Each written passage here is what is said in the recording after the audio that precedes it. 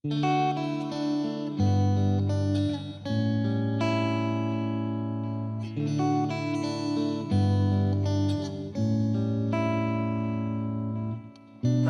warahmatullahi wabarakatuh. Waalaikumsalam warahmatullahi wabarakatuh. Gimana kabarnya? Sehat semuanya? Sebelum kita mulai pembelajaran kita hari ini, sudah berdoa belum? Mari kita berdoa sama-sama. Bismillahirrahmanirrahim. Raditu billahi rabba wa bil islami dina wa bi Muhammadin nabiyya wa rasula. Rabbi zidni ilma warzuqni fahma. Rabbi shrah li sadri wa yassir li amri wahlul 'uqdatam min lisani yafqahu qawli. Rabbana atina fid dunya hasanah wa fil akhirati hasanah wa qina adzabannar. Walhamdulillahi rabbil alamin. Pembahasan yang akan kita bahas hari ini yaitu ada kurang lebih 5 sub pokok bahasan ya. Yang pertama adalah pendahuluan, kemudian para pemimpin, kemajuan, kemunduran dan warisan peninggalan Daulah Mughal.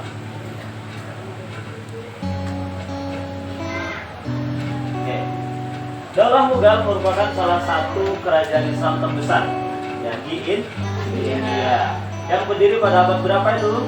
16 dan memiliki pengaruh besar dalam perkembangan budaya, seni dan politik di wilayah tersebut ya. Nah, Daulah Mughal sendiri itu didirikan oleh seorang yang bernama Jalaluddin Muhammad Babur yang berkuasa pada tahun berapa? 26.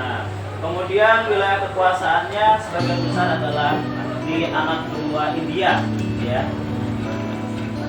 Kemudian Daulah Mughal berkuasa di India sekitar berapa tahun kira-kira ya? 1526 sampai 857 itu berapa tahun? Berapa kira-kira? 331 tahun. Berarti berapa abad? Ya 3 abad lebih ya. 3 abad lebih. Luar biasa ya. Nah, jadi kekuasaan Islam di India juga cukup berpengaruh. Next ya. Apa sih latar belakangnya berdirinya Daulah Mughal di India? Nah, latar belakangnya pertama adalah melemahnya Kesultanan Delhi yang pada saat itu menguasai negara India atau wilayah India. Ya, diakibatkan karena ada apa? Ada konflik internal di wilayah tersebut. Nah, pada saat itu Babur yang merupakan pendiri daripada Daulah Mughal itu masih keturunan dari siapa? Keturunan dari Genghis Khan Genghis Khan, yaitu bangsa Mongol. Yang kita ketahui bahwa bangsa Mongol pada masa pemerintahan Daulah Utsmani itu sempat meruntuhkan kerajaan Daulah Utsmani saking kuatnya ya. Nah, kemudian Babur Muhammad Zainuddin Babur nama lengkapnya itu sendiri mengalahkan Ibrahim Lodi. Siapa Ibrahim Lodi? Yaitu satu raja atau pemimpin kerajaan di wilayah India ya. Kemudian Babur sendiri memperkenalkan yaitu penggunaan artileri dalam peperangan India. Apa itu artileri? Artileri itu adalah satu perlengkapan senjata perang perlengkapan senjata perang yang dimodernisasikan dalam peperangan melawan musuh-musuhnya termasuk Ibrahim Lodi. Next berikutnya adalah kita akan bahas masing-masing para pemimpin yang mendominasi kepemimpinan daripada Daulah Mughal.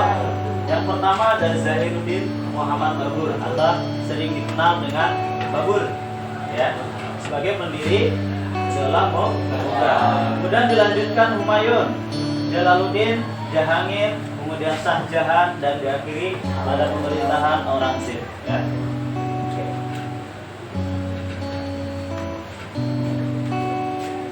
Ini profil daripada Zahiruddin Muhammad Babur. Ya, mukanya seperti orang Cina, karena memang beliau adalah keturunan dari Cina. Ya. Apa yang didapatkan dari pemerintahan Zahiruddin Muhammad Babur, ya, yaitu yang pertama adalah, ya, memenangkan pertempuran Panipat, ya, melawan Kesultanan Delhi. Kemudian memperkenalkan strategi militer yang sudah kita bahas tadi, ya. Next. Setelah berakhirnya masa pemerintahan, ya, siapa tadi yang pertama? Muhammad Babur, ya. Dilanjutkan oleh Humayun atau putra daripada Babur, ya. Ada beberapa, ya, tantangan yang dihadapi oleh Humayun. Di antaranya adalah tantangan dari Sher Shah Suri. Ini dari pemimpin mana kira-kira? Daerah Afghanistan, ya. Sher Shah Suri ini, ya, menguasai daerah Afghanistan, ya, yang pengen menguasai daerah India. Namun berhasil, ya, dikalahkan setelah mendapat bantuan daripada Persia.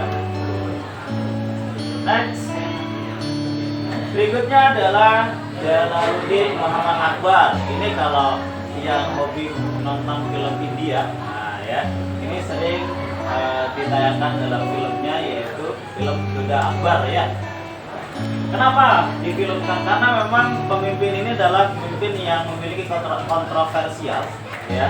Kalau istilah sekarang itu adalah viral, karena kebijakan-kebijakan yang dikeluarkan atau diterapkan oleh beliau, gitu, ya. Apa yang dilakukan oleh Jalaluddin Muhammad Akbar, yaitu yang pertama adalah, ya, dikenal sebagai penguasa paling toleran, ya, dan bijaksana, ya. Apa kebijakannya? Yaitu mengembangkan konsep yang disebut dengan dinilah, ya. Apa itu dinilah? Ya, sebuah filosofi keagamaan yang bertujuan menciptakan harmoni, ya, antar umat beragama. Artinya, menurut beliau bahwa agama satu dengan yang lain adalah sama, ya, tergantung orangnya, begitu, ya. Pada dasarnya semuanya baik. Namun lain kalau kita berbicara tentang konsep keislaman, gitu, ya. Dan pada akhirnya nanti ini juga akan dipertanyakan oleh para pemimpin berikutnya, ya. Yang berikutnya adalah memperkenalkan sistem administrasi dan pajak yang efisien, ya. Ada, ya, sistem administrasi yang dikenalkan oleh Jalaluddin Muhammad Akbar. Diantaranya adalah politik mansabdari, ya, politik mansabdari, ya. Ini beliau mengenalkan, artinya politik mansabdari itu adalah suatu sentralisasi kepemimpinan, ya, bahwa setiap para pejabat daerah itu wajib untuk melakukan pertanggungjawaban kepada pemerintah pusat, gitu, ya, yang diterapkan oleh Jalaluddin Muhammad Akbar. Berikutnya adalah dilanjutkan oleh putranya lagi, yaitu Jahangir, ya, Jahangir.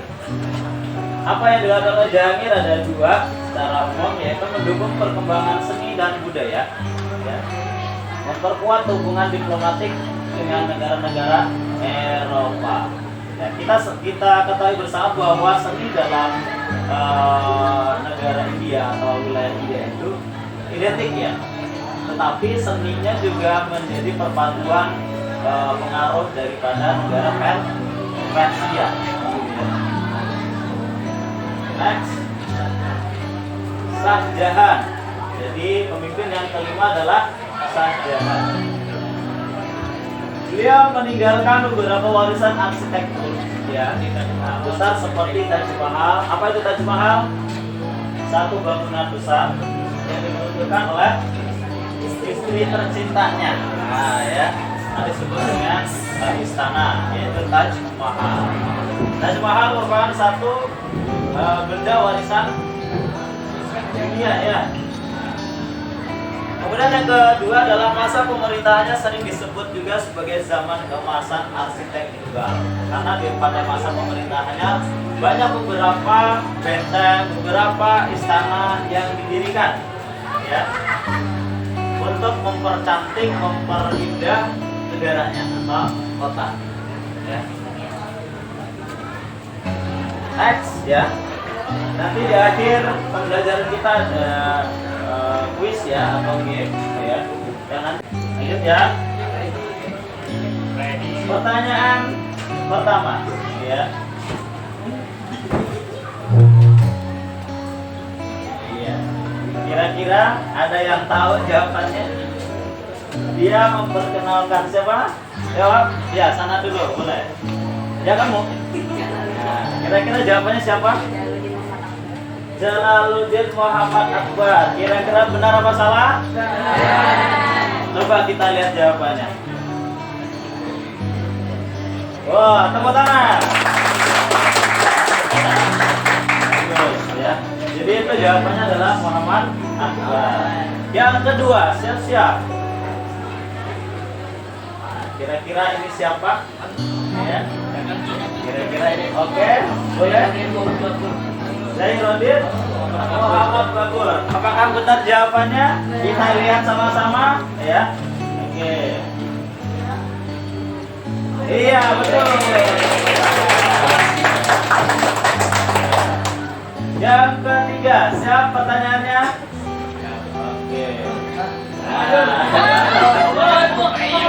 Ya, sana yang hijau. Mayun Bapak.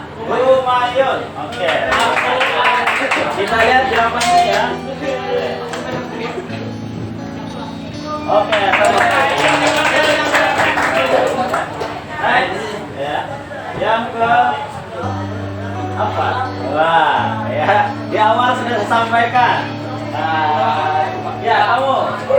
331 tahun. 331 tahun. Benar apa salah? Cek dulu. Enggak. Bisa kita cek kebenarannya. Iya. Lanjut. Yang ke berapa? Yang ke 5. Oke. Pertanyaan terakhir. Banyak-banyak kita. Ya. Pertanyaan yang kelima adalah pada pemerintahan siapakah dalam bukan mengalami awal kemunduran? Siapa? Oke. Aurangzeb. Oke. Aurangzeb. Benar atau salah? Kira-kira jawabannya? Karena ibu kuliah.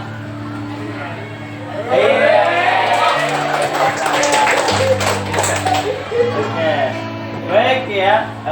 Demikian ya materi kita hari ini ya, pada pelajaran sejarah kebudayaan Islam. Mudah-mudahan semuanya bisa dipahami, ya, dimengerti dan menjadi sumber inspirasi kita bersama ya, dalam menjalani kehidupan yang menggapai cita-cita. Terlebih lagi kalian menjadi seorang pelajar, belajar yang sungguh-sungguh agar menjadi orang-orang pintar seperti para pemimpin yang tadi ya, memimpin dari skup yang kecil, menengah sampai skup yang lebih luas lagi ya. Sebelum Bapak akhiri ada yang disampaikan, ada yang mau ditanyakan? Tidak ada? Semuanya jelas? Baik, kalau sudah tidak ada pertanyaan, hari ini kita cukupkan ya pertemuannya. Mari kita tutup dengan baca hamdalah. Alhamdulillahirabbil alamin. Dari Bapak cukup sekian. Billahi taufiq wal hidayah. Wassalamualaikum warahmatullahi wabarakatuh. Waalaikumsalam warahmatullahi wabarakatuh.